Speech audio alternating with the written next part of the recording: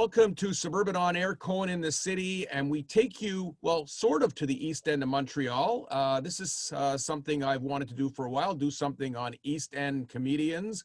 One gentleman, Mike Carrozza, actually left us and went to Toronto, but he's still got the East End in his blood from RDP. Welcome, Mike. Thank you for having me.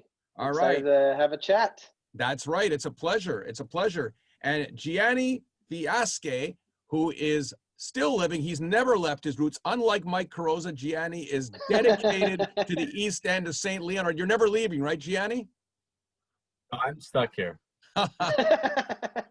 All right. Well, two very different stories, and I'm going to stick with Gianni to start with. Now, Gianni is real estate by day. He actually handles marketing and communications and social media for Team Nancy Forlini of Remax, who you know a little bit, right? You know her a little bit. I believe she's your mom, if I'm not mistaken. Yeah, she's my stepmom. Yeah. All right, terrific. Well, good connection. But we're here to talk about comedy. And how long have you been a stand-up comic for? Honestly, I've been doing this it's gonna be 2 years in October. I still don't call myself a comedian. I'm more of like a producer, but the thing is I love the spotlight, so I like to just like host the shows that I produce just to, like, piss people off. But I do write. I mean, I do write material, and it's mostly self-deprecating humor and a lot of things family wise, and it goes well. So I mean, yeah. Okay, well, I'm gonna go to Mike now, and we'll be back to you to find out about what you're performing. But Mike, how long have you been in the business for?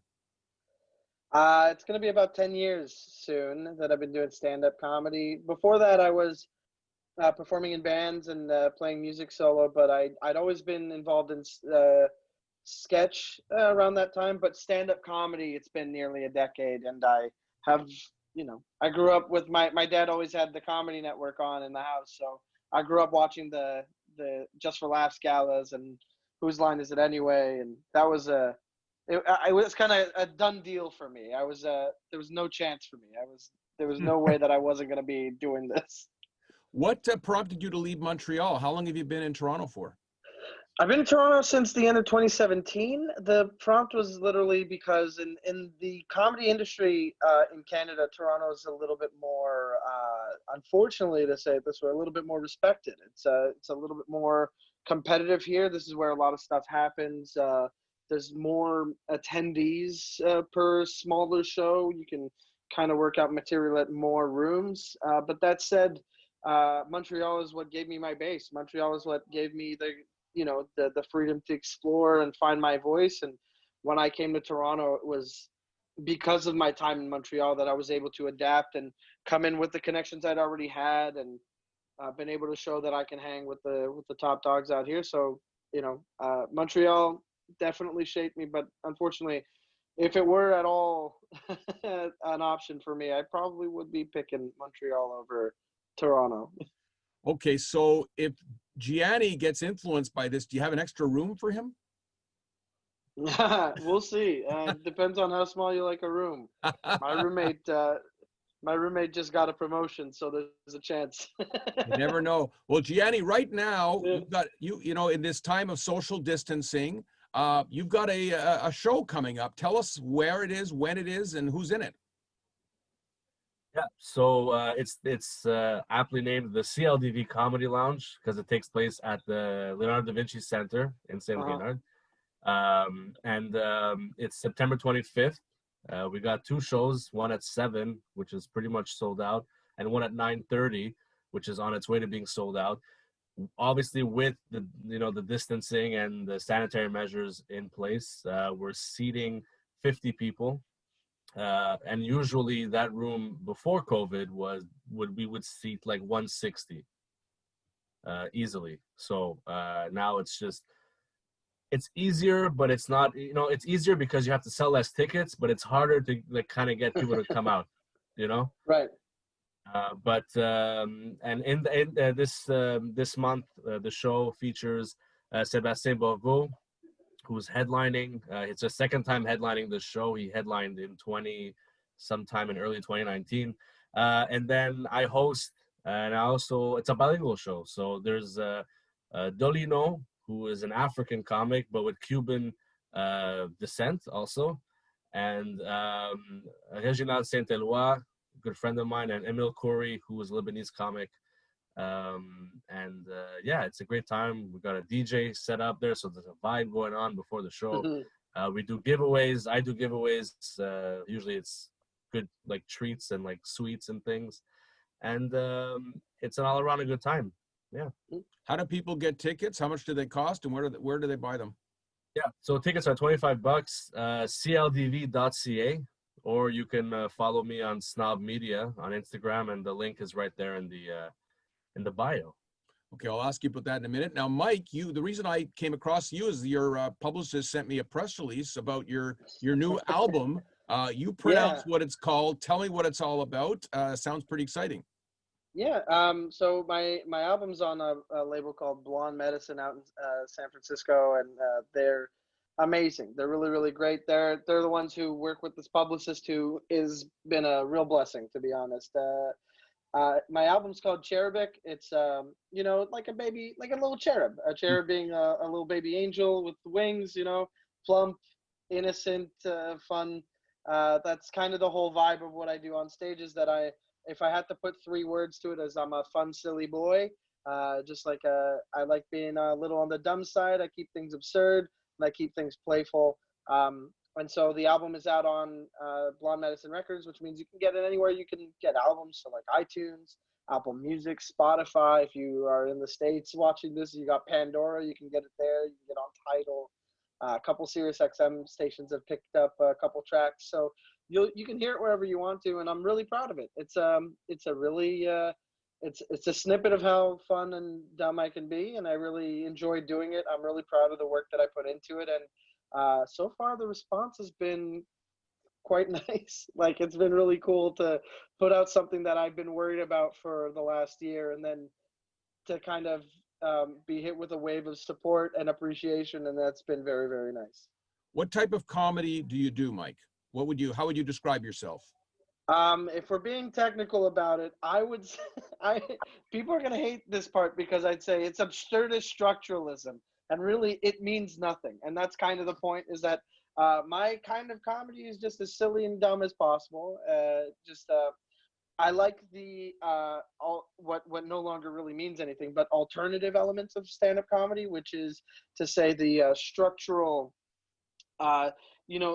playing with the expectations of what comedy is, the expectations of the medium, playing with the structural elements, and also like what people want from it, and then also having it be like regular stand up, but then I get to play with the format and have some fun with that. For example, on my album, there's in between jokes, you normally have what are called segues, so you can go from one topic to the next. And I had a friend of mine show up as if he was a Segway salesman, and he started saying Segway is for sale, and I bought a Segway when I was struggling to transition between jokes, and I said, oh wow, it's like a big cardboard sign, and it says Segway on it, and I said, oh, now I have a smooth transition into my next joke, and I just threw it aside and started the next joke.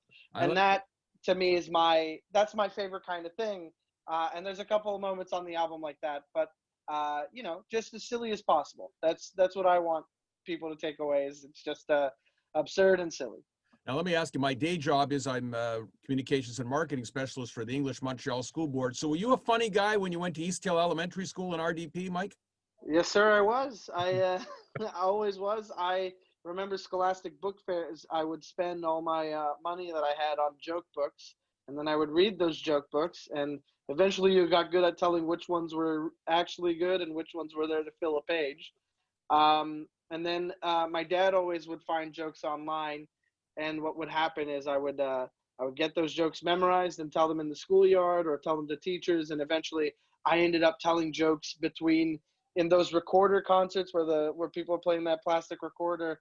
I would be in between each grade telling a couple jokes for a little bit, and I hosted our graduation ceremony. So I was the funny guy there. I ended up being the funny guy everywhere, but only ended up doing formal stand-up, truly stand-up as it is, about 10 years ago. But it's been a long time coming. I told you I was doomed from the start. Now, Gianni, I know you went to Laurier McDonald High School, where Pat Butino is the director of the Leonardo da Vinci Center. I don't know if he was your principal. Was he your principal? Yes, that as well. So he gets to see me 10 years or whatever years, 12 years later. I hope he never saw you in his office, Gianni. No, I was a good kid. I mean that. I mean, you know, I did okay in school. I never really enjoyed school, but I did okay. But I was never in trouble. I was too much of a, was too scared to get in trouble. My dad would beat me. Well, I'm hoping that, you know, when the pandemic is over, we can have a big gala at the Leonardo da Vinci Center to benefit East Hill Elementary School, Laurier McDonald High School. Where did you go? Gianni, where was your elementary school that you went to? Honoré Mercier. Okay, Honoré Mercier. Okay, was Frank Varillo your principal? Was. Do I know my principals or what? I'm telling you, It's a little bit scary. Yeah. Did Frank ever give you a drive on his motorcycle? You know, he used to pull up with his motorcycle in front of the school. No, not me. I'm telling you, I tried to just steer away from authority. And why steering away from authority for good or bad reasons? No, I don't know. Maybe because I don't know. I know Pat's done a great job at Leonardo da Vinci Center. So Mike, do you get back to Montreal? Have you performed in Montreal over the years at all? Oh yeah, plenty. You know, given the state of the world, obviously I was home in Montreal for about 6 months because working from home, and my apartment being as small as it is, normally you don't want to be in this small a space in close quarters with people that you can't treat like your family. So I came home for a little bit, and I got to stay home. It was really nice. My family wants me to come back home. I don't blame them, and I also wanted to, but what are you gonna do?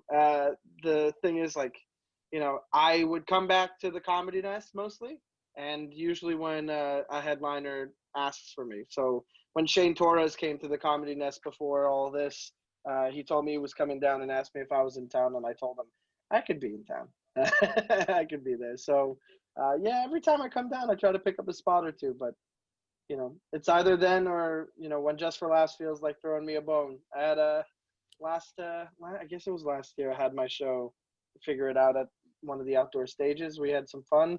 Ended up doing a couple shows in the fest. It was great. Well, you've made a great contact here in Gianni, so we'll see where that leads us. You never know. Mike, just before, my last question to you is, how do people get access to your album? So if you have a subscription to any of the streaming platforms like Spotify, Apple Music, Tidal, anything like that, just find my name, MikeCarrozza. Just find that on there. It's called Cherubic, so like a cherub, and then you add IC. And it's on Blonde Medicine Records. So if you go to blondemedicine.com, you can find it there. I don't have any physical copies as of yet because we have to use a printer out in the States, and I'm not going to be able to get them too quickly out here. And it won't serve much purpose to have physical anything at the moment. But if you want any more information, this is something that I insisted on doing, is on the back of my, instead of just having the front cover, I also asked for a back cover where I can add some thank yous, and also a call to anybody who listens who would be interested in learning more about comedy, or would like more recommendations for stand-up comedy albums, to just get in touch with me, and I can send them a whole list of really funny Canadian comics, really talented, maybe under appreciated or unknown American comics. I did an article for the Interrobang with top 5 albums.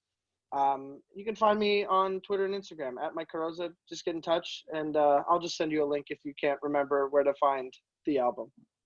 Okay, now Gianni, besides Snob Media, which is your other company, maybe we can just close by giving a plug for your stepmom, because she's quite a star, and you work with her. I guess that's interesting. You got to have a good sense of humor when you're in real estate, right? Yeah. I always try and throw in a doozy here and there, but either it just flies over their head, or it gets a laugh. But I mean, we're located also in Saint Leonard. We're top 3 in Quebec.